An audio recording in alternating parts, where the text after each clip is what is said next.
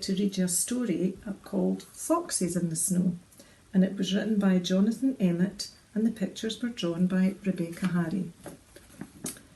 In the middle of a forest beneath the roots of an old oak tree lived a family of foxes. It was a cold winter's day, but Mother Fox was going out to look for food. "Stay here in the den where it's safe and snug," she told her two cubs, and with a flick of her tail she was off into the forest. Alfie and Bonnie snuggled down at the back of the den, but Bonnie soon got bored. "I'm going to look outside," she said. "Remember what Mother told us," called Alfie. "You mustn't leave the den." "I'm just looking," said Bonnie. Bonnie poked her nose outside and gasped as something white and fluffy landed on it. She tried to pick the fluffy thing up, but it disappeared as soon as she touched it. "Alfie, Alfie, come and look," she called. The forest was filled with strange fluffy things. They were falling through the air all around them. "What are they?" asked Alfie. "Whatever they are, I want one," said Bonnie, and they scrambled up and out of the den. They forgot about staying safe and snug. They forgot what Mother Fox had told them. The two cubs jumped into the air, trying to snap up the falling snowflakes. "They melt in your mouth," said Alfie. "They tickle your tongue," giggled Bonnie. Through the trees they ran, laughing and leaping through the whirling whiteness. The snow was falling thick and fast now, smothering the ground and covering the branches until the whole forest lay hidden beneath a thick white blanket. Suddenly Alfie stopped and looked around him. "Where are we?" he said. They'd been having so much fun that they hadn't noticed where they were going. Now everywhere looked strange and unfamiliar. "I think we're lost," whimpered Bonnie. Then Alfie had a brilliant idea. "Look at our paw prints," he said. "We can follow them all the way home."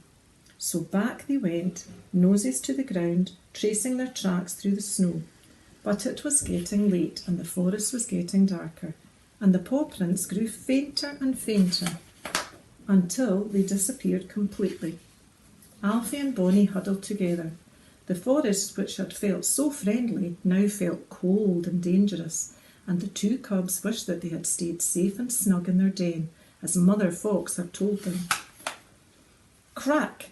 Suddenly a twig snapped and the cubs caught a glimpse of something large running silently through the forest. "It's a monster," said Alfie. "Quick, hide," said Bonnie, pulling Alfie behind a tree. But whatever it was heading straight towards them. The two frightened cubs backed around the tree until, whoomph! The snow gave way beneath them and they tumbled down into a hole. "Help!" cried Alfie. "What are we going to do?" "I don't know," whimpered Bonnie. Just then a large shape appeared above them. It was Mother Fox. "Why do you look so scared?" she said. "We didn't know it was you," gasped Alfie. "How did you find us?" blurted Bonnie. "Find you?" said Mother Fox. "But where else would you be?" Now everyone was puzzled until Alfie realised where they were. "We're in the den," he said.